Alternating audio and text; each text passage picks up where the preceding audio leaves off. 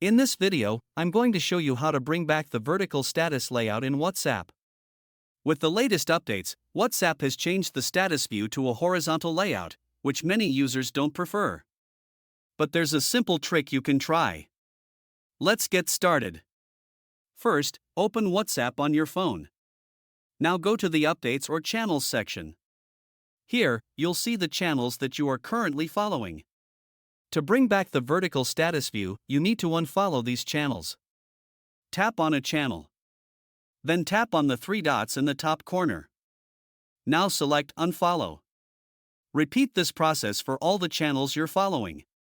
Once you unfollow all channels, go back and check your status section. You should now see the vertical layout again. Keep in mind, if you follow any channel again, the layout may switch back to horizontal. And that's it. If you find this useful, then consider subscribing and liking the video.